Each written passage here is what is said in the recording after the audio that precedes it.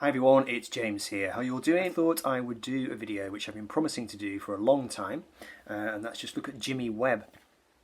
And I need to direct you before I start to Jeff Calicosilver's video, which is a lot more comprehensive than my video is going to be.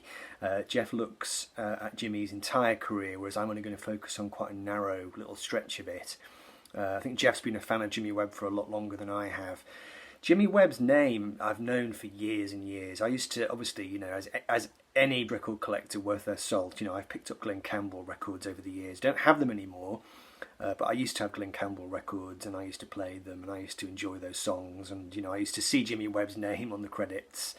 And he's a songwriter whose name I've known for a long time. I picked this record up from a charity shop way back. It used to belong to somebody called Trevor Harwood. And Trevor Harwood, 12th of July 1973, so this was Trevor's record, so hello Trevor if you're watching. And I picked it up at the time. It's possibly not something I would have considered buying, but I'd read a couple of interviews, interesting interviews with a couple of people.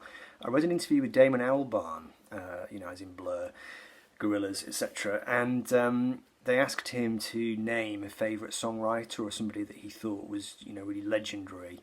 And he name-checked Jimmy Webb, and that was kind of like a bit of an eye-opening moment for me. I just thought, oh, that's interesting, because I'd always associated Jimmy Webb with something that was quite middle of the road, maybe sort of housewives music, and not something that I would have thought someone like Damon Albarn would have enjoyed. Then I saw Paddy Muckaloon from Prefab Sprout also talking about him, and then I saw a video clip of Paddy doing the Jimmy Webb song The Highwayman with Jimmy live in concert, and I thought, wow, what a great song. And I've always been a massive fan of, you know, Paddy Muckaloon and Prefab Sprout, and it's interesting listening to Jimmy Webb's records because he would often use a female voice in counterpoint to his own, which I thought was quite interesting because that was sort of the hook that Prefab Sprout had. You had this kind of male-female thing. I thought that was quite good fun. So I picked this record up and took it home with me, not really knowing what to expect, and it knocked my socks off really. It was kind of like, it wasn't what I was expecting.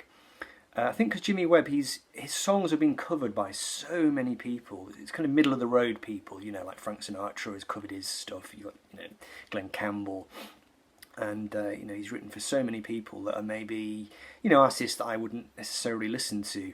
So when I first heard this record, I was quite surprised at how stripped back it was, and it seemed to contain all sorts of references, musical touchstones and references, you know, rhythm and blues, and just little hints of jazz and soul, and also psychedelic rock. I was really not expecting to hear that on a Jimmy Webb record. This album, he actually recorded it virtually on his own. Freddie Tackett played percussion. He was the guitar player from Little Feat, and they put this album together, really just the two of them, and it's got a really interesting stripped back sound to it. That's what I found interesting about the record. It's got a real kind of timeless sound to it, and just the range of Jimmy's songwriting styles I found it to be really impressive. He's got his own voice, his own style. Lyrically, he can be quite surreal, often quite downbeat. You know, he was a songwriter who specialised in writing songs about heartbreak. He's got a unique ability, Jimmy Webb, to find slight twists in sentimental song structures. So, you know, chord sequences that are almost cheesy, almost hokey, you know, almost a bit kind of like, oh, you know, heard that a million times before. But he'll throw a chord in, or a particular chord sequence, or a little change, or a turnaround, and it kind of, well, the effect it has on me, I just want to spontaneously burst into tears. You know, certain cadences in his songs, I'll suddenly well up and feel a bit emotional. Really, a really clever thing to do, and it kind of shows this innate talent and just a great feel for song form, and being able to channel his emotions into songs and to find interesting twists. So I'm going to do just a little short album ranking video for you. I think there's 6 albums. I mean, basically, Jimmy Webb's career started back in the late 1960s, and he wrote for all kinds of people. You know, originally he was taken on by the publishing division of Motown. The first record of one of his songs was done by the Supremes. They cut his song "My Christmas Tree," This was, I don't know, around about 1967, something like that. And then he worked with Johnny Rivers. He worked with, he wrote songs for the band Fifth Dimension. He wrote their famous hit Up, Up and Away, and he also wrote most of that album as well. Glenn Campbell, obviously, he wrote songs with Glenn Campbell, so you're talking all those big hits, you know, By the Time I Get to Phoenix, Which Is a Line Man, Galveston, all these, you know, songs that are just absolute standards. He also wrote MacArthur Park for Richard Harris, and I think he wrote an album for Richard Harris as well. That song comes from that record. And then Jimmy Webb, he made an album in the late 60s, I think it was called Jim Webb Sings Jim Webb, but he completely disowned that record. It was put together by his record company, and this is kind of known as his first album. And then he did a run of albums then through the 1970s, and we're going to look at those. And then I've got one album from the early 1980s as well. So I'm going to rank those records. Now he's done loads of albums since that period, but I'm not going to delve into his post 1982 work. So check out Jeff's video if you want to see more about Jimmy. Yeah, so there are 6 records, and I'm going to rank them from 6 up to 1. So in 6th place, I'm going to go with this record. Now this is Angel Heart, which came from 1982, and I should just say, you know, Jimmy Webb, he definitely does have his soft side. He definitely does have his housewife type side to him, you know. So, and as the 70s went on and he got into the 80s, he started to go much more adult contemporary and much more almost yacht rock. And by 1982, that sound was fairly well established. To enjoy this record, you've really got to like artists, you know, like Michael McDonald. It's definitely gone very, very soft rock and a bit sentimental.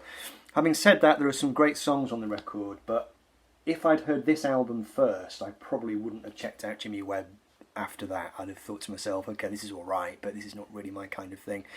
Having got into his early stuff, I can now listen to this record and I can still hear the greatness of Jimmy Webb coming through.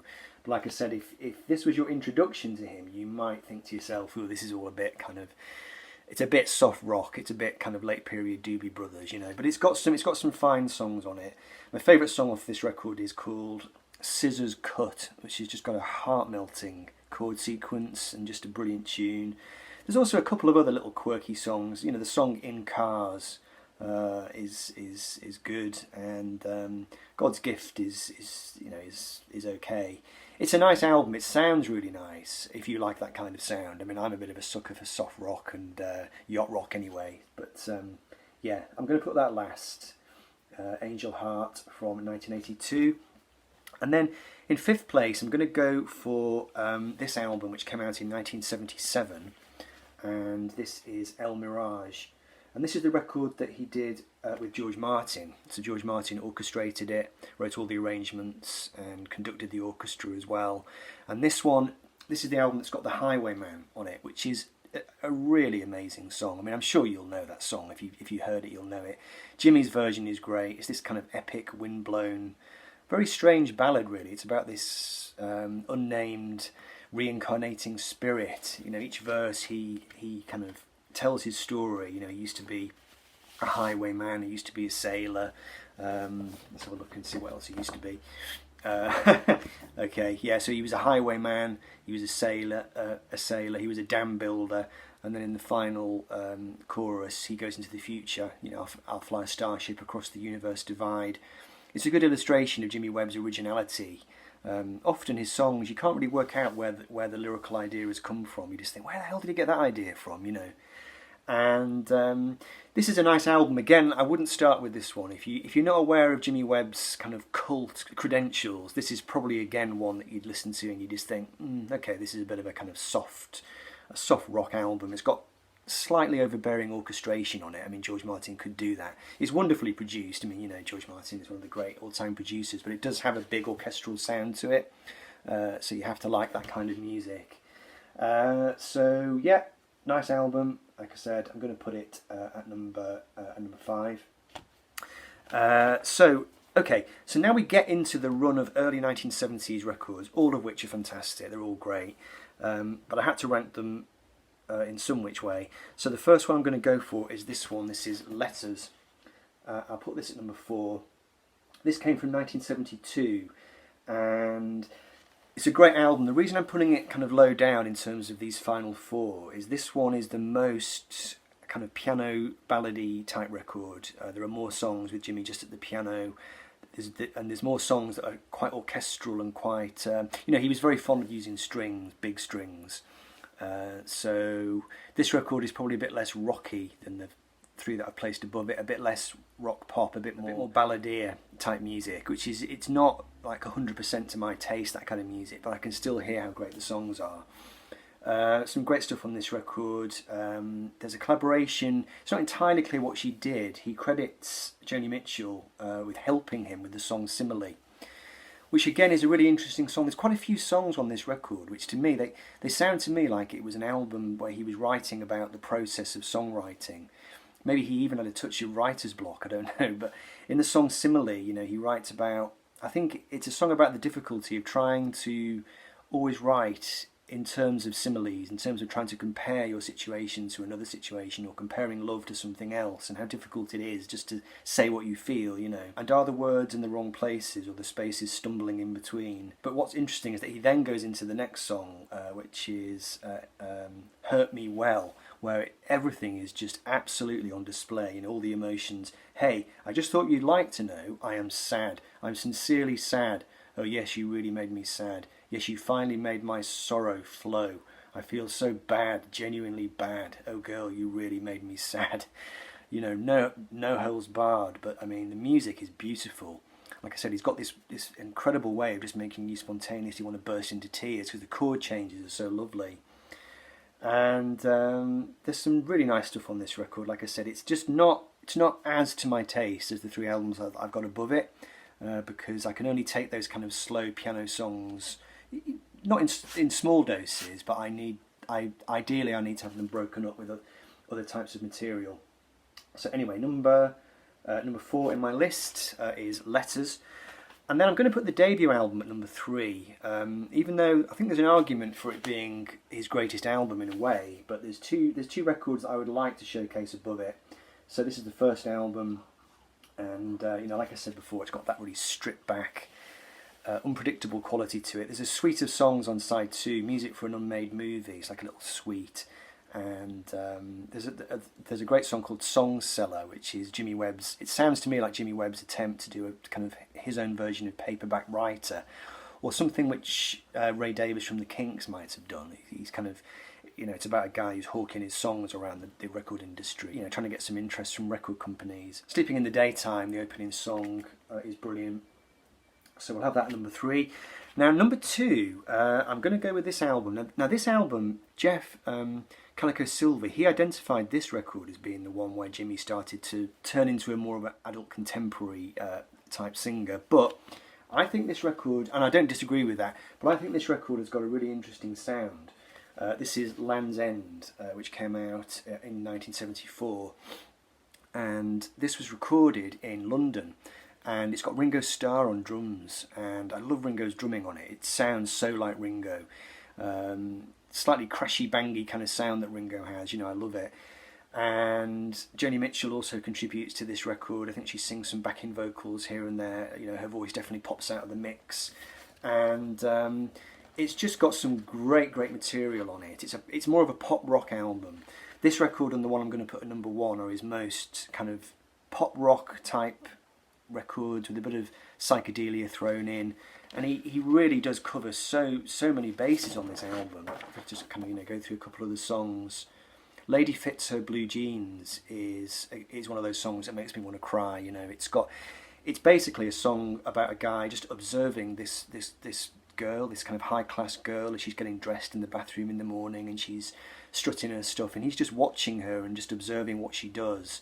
And but it's set to this just absolutely heavenly tune, you know. But then it goes into real like dark material. There's a song called It's a Sin, where he sings, you know, the Lord will forgive you for cheating, the Lord will forgive you if you lie, he'll forgive and he'll help you live, but he sure frowns down soundly on you and I, babe. Must be a sin when you love somebody. Damned if you don't, twice damned if you do. Must be a sin when you love somebody.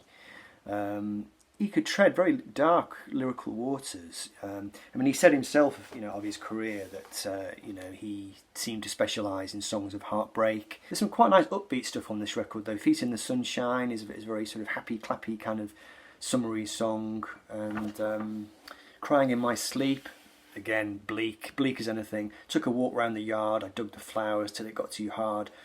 I smoked my first pack of cigarettes today while I watched the dogs play, and then I went down to Lucy's old cafe. I put half a case away. I took a sleeping pill. I tried to watch TV, but baby, the leading lady looked too much like you for the likes of me. Fantastic, great lyrics, great tunes, great arrangements. Just a really interesting record. Land's End from 1974. So my favourite Jimmy Webb album, it comes from, I think it's a little bit earlier than that one. I think it comes from 71 or 72, and it's this record. What a fantastic cover. This is Jimmy Webb and So, on, and so on. This album, of all of them, this is the mind-blowing one to me. If you listen to it on headphones, it will blow your mind. There's so much stuff on this. There's a song called Last Bitch, which is all about this guy. Last bitch has the money in this town. He owns the local grocery store and has controlling interest at the bank. He drives a special limousine. It's about this guy, this rich guy in town. He's basically having an affair with the preacher's daughter in the town. But then it turns out that Last bitch's own wife is having an affair with the preacher himself. So there's kind of like a little twist in there. But the song, it starts out with this kind of rock song, and then it goes into this very sort of psychedelic build-up. It sounds like the Velvet Underground playing with Stockhausen. It's just really nothing like you'd expect. If you've got an idea of Jimmy Webb as being this middle-of-the-road artist, like I said, it's a million miles away from that. Also on this record, you've got the song called Pocket Full of Keys, which is just about a guy who keeps everything under lock and key.